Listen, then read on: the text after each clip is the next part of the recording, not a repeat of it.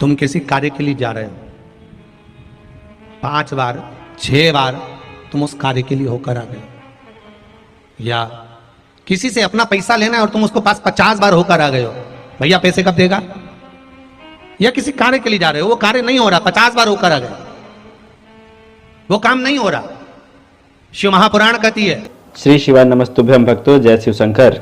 हम सब अपने कामना की पूर्ति को करना चाहते हैं। हम सब चाहते हैं कि जो भी हमारे अटके हुए काम हो वो जल्द से जल्द पूरा हो जाए, चाहे वो काम हमारा किसी भी क्षेत्र में हो, चाहे किसी नौकरी को लेकर हो, पढ़ाई को लेकर हो, लक्ष्मी को लेकर हो, या किसी कार्य सिद्धि को लेकर हो, या कोई भी आपका कार्य हो जो बहुत समय लंबे समय से अटका हुआ है। तो उन तमाम तरह के उपायों, तमाम तरह की समस्याओं को दूर करने के लिए, आपके सभी कार्यों को दूर करने के लिए आज की इस वीडियो में पंडित प्रदीप जी मिश्रा ने जो उपाय बताया है वह उपाय बेहद ही कारगर है। आज की इस वीडियो में पंडित प्रदीप जी मिश्रा चाहे आपका जो भी काम हो, जो भी मनोकामना हो, सारी कामों के लिए, सारे मनोकामना की पूर्ति के लिए एक उपाय बताया है, जिसके यदि आप करेंगे तो निश्चित ही आपकी मनोकामना पूरी होगी। आज की इस वीडियो में पंडित प्रदीप जी मिश्रा ने बेलपत्र और घी से जुड़ा हुआ उपाय बताया है। उन्होंने बताया है कि आखिर हम बेलपत्र पे घी लगाकर किस दिन चढ़ा देंगे, किस प्रकार चढ़ा देंगे तो हमारी तमाम मनोकामना पूरी हो जाएगी, हमारे रुके हुए काम जो है पूरे हो जाएंगे। तो चलिए हम बिना समय गवाए हुए आज की इस कथा को शुरू करते हैं और इस बात को, इस उपाय को जानते हैं गुरुदेव के द्वारा ही, जिसे उन्होंने इस आज की कथा के बीच में बताया है। इसीलिए आप आज की इस कथा को पूरा देखें। तो चलिए शुरू करते हैं। दुनिया के लोग अगर थोड़ा सा देंगे ना तो ये पजामे की तरह केकर बता देंगे कि मेरा है, मैंने दिया है, मेरा है। पर मेरा मालिक, मेरा कुबेर भंडारी, मेरा कुबेरेश्वर महादेव, मेरा ओगढ़दानी काशी विश्वनाथ महंकाल बाबा जब देता है तो कभी कहकर नहीं बताता कि मैंने कितना दिया है। वो कभी नहीं कहता, वो तो बस दे देता है। मालूम तो हमको बाद में पड़ता है कि उसने कितना। एक पत्र में बड़ा सुंदर भाव कहा है महाराज, देखिए दिया कितना उसने। नीतू दुबे दुमका झारखंड से आई हैं। कहाँ है? खड़े होइए, माइक दीजिए। आपने लिखा है, दीदी मेरे पति को स्लिप डिस्क का प्रॉब्लम हो गया था और साथ में किडनी में स्टोन भी हो गया था। डॉक्टर ऑपरेशन का बोले थे। श्री शिवाय नमस्तुभ्यम। क्या नाम है दीदी आपका? Hello hello. हाँ जी बोलिए। श्री शिवाय नमस्तुभ्यम। श्री शिवाय नमस्तुभ्यम। दीदी कहाँ से आए हुए हैं? दुमका झारखंड से। जी, क्या प्रॉब्लम हो गई थी पति को? मेरे हस्बैंड को गुरुजी स्लिप डिस्क हो गया था। 4 महीना वो बेड पे थे, चल भी नहीं पाते, उठ भी नहीं पाते थे। उसके बाद देवघर में दिखाया तो स्टोन भी निकल बोल दिया किडनी में। अब बोला कि किडनी में भी प्रॉब्लम हो गया है, दोनों किडनी में। जी बस मैं घर आई, माँ को बताई। माँ ने बोला बस मंदिर जाओ और बेलपत्र का और चरणामृत पिला। बस बाबा मैंने वही किया। अब वो बेल जड़ी जो आप बताते हैं जी, बस वही पिलाया। अब आराम है उनको? आराम है, अब आराम है पहले से। और डॉक्टर को दिखाइएगा, धीरे धीरे स्टोन निकल गया होगा। डॉक्टर को मैंने स्टोन ले जाके दिखाई। स्टोन निकला, दिखाया उनको? हाँ, ऐसा निकला बाबा, उनका पेशाब रास्ता पूरा फूल गया जी। डॉक्टर को फोन किया, डॉक्टर बोला नहीं होगा तो हॉस्पिटल जाइए जी। तो हम बोले आप बाथरूम जाइए, हम जाप करते हैं। बस श्री शिवाय नमस्तुभ्यम का जाप करते रहे बाबा।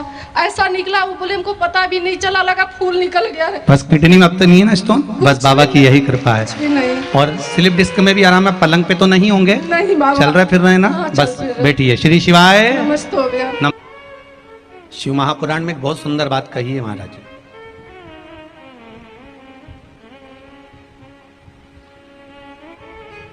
मान लो तुम किसी कार्य के लिए जा रहे हो,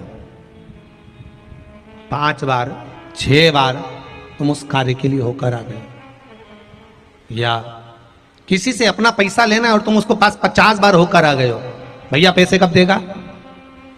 या किसी कार्य के लिए जा रहे हो, वो कार्य नहीं हो रहा, 50 बार होकर आ गए, वो काम नहीं हो रहा। शिव महापुराण कहती है लाल चंदन, कौन सा चंदन?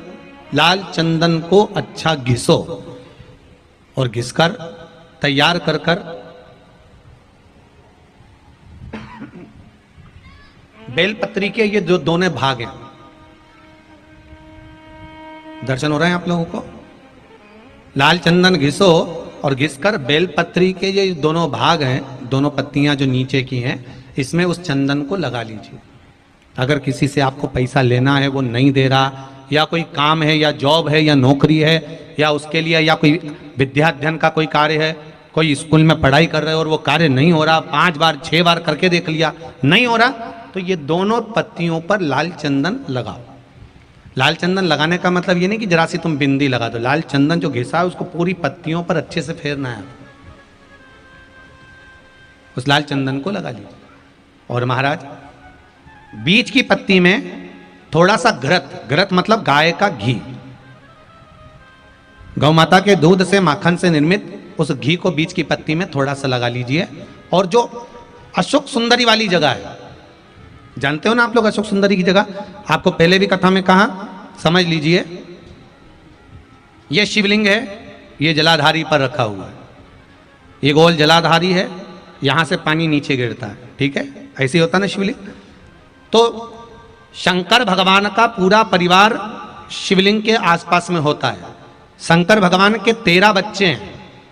कितने बच्चे हैं शिव जी के? 13 बच्चे, पूरे 13 की 13 बच्चे और धर्म पत्नी शिव जी की शिवलिंग के आसपास में है।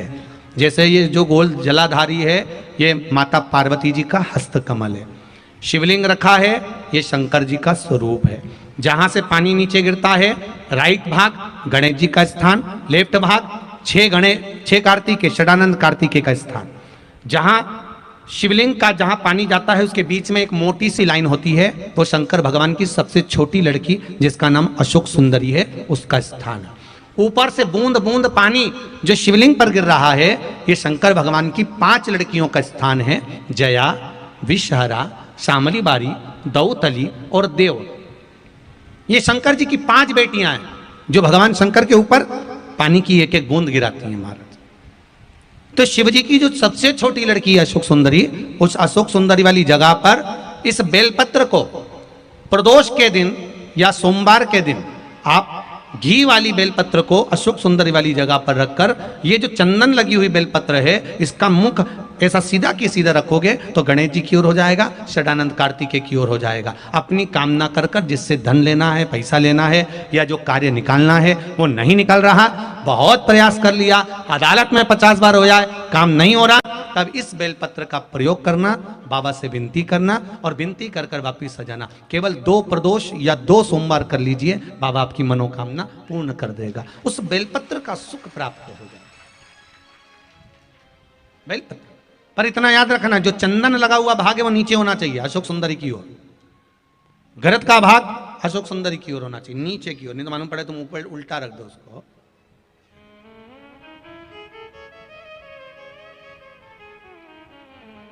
शिव स्मरण में यही चीज विवाह में भी कार्य आती है। जिन बेटा और बेटी का विवाह नहीं हो रहा, आज देव उठनी एकादशी है, बहुत ध्यान देना महाराज। जिन बेटा बेटी का विवाह नहीं हो रहा, 30-30 साल के हो गए, 28 साल, 40 साल, 25 साल के हो गए, विवाह नहीं हो रहा, तो आज बेलपत्री पर दोनों पत्तियों पर लाल चंदन लगाइए और बीच वाली पत्ती पर पीला चंदन लगाइए। जिसका विवाह नहीं हो रहा उसके लिए का है, आज ही करना पड़ेगा, परंतु देव उठनी एकादशी के दिन आज ही का है, बस साल में 1 ही बार होता है वो। नीचे की दोनों पत्ती पर लाल चंदन और बीच वाली पत्ती पर पीला चंदन। महाराज पीला चंदन लगाने के बाद में जो लाल चंदन है, उस लाल चंदन से 7 बिंदी पीले चंदन वाली पत्ती पर लगवा दीजिए। जिस लड़का लड़की का विवाह नहीं हो रहा उससे लाल चंदन की 7 बिंदी लगवा दीजिए और लगवाकर जहां पर अशोक सुंदरी का स्थान है वहां पर उस बेलपत्री को उसका नाम और गोत्र बोलकर, जिस व्यक्ति का विवाह नहीं हो रहा, नाम और गोत्र बोलकर आज रात्रि के समय पर या आज शाम के समय पर उस बेलपत्र को देव उठनी आज एकादशी के दिन भगवान शंकर की अशोक सुंदरी की जगह पर चढ़ा दो और बाबा से विनती कर लो, बाबा मेरा मंगल विवाह हो, ऐसा निवेदन कर लो। 3 महीने के अंदर विवाह पक्का, भगवान विवाह पक्का करा ही दे। अशोक सुंदरी वाले वो करना आज ही पड़ेगा, देव उठनी एकादशी पर बेलपत्री का प्रयोग। बस दोनों में अंतर है घृत का और पीले चंदन का। 7 बिंदी लाल चंदन की जब पीला चंदन लग जाए 7 बिंदी लाल चंदन की उससे लगवाओ जिसका विवाह करना है, जिसका विवाह नहीं हो रहा उससे लगवाइए, वो फिर भगवान को समर्पित कर दीजिए। तेरा ही दिया मैंने खाया पिया है, तेरा शुक्रिया है, तेरा शुक्रिया है। मुझे भोले बाबा ने बहुत दे दिया है, तेरा शुक्रिया है, तेरा शुक्रिया है। निवेदन करिएगा।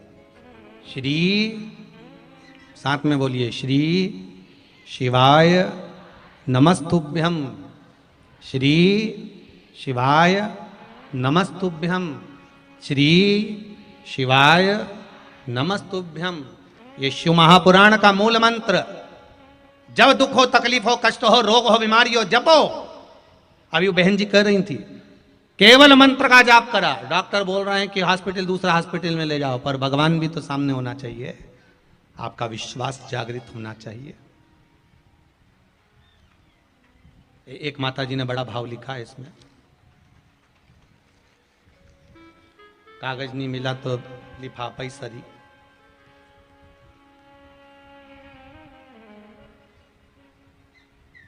विभा देवी फतेहपुर गया बिहार से आई हैं। कहाँ बैठी हैं? आपने लिखा है, गुरुजी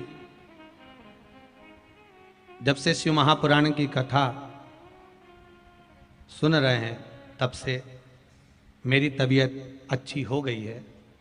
पहले बीमार बहुत रहती थी, बहुत तकलीफ थी, अब बाबा की कृपा है। सावनी शिवरात्रि पर रुद्राभिषेक करा, उससे जमीन का जो काम अधूरा था वो भी बाबा ने पूरा कर दिया है। बहुत बहुत साधुवाद।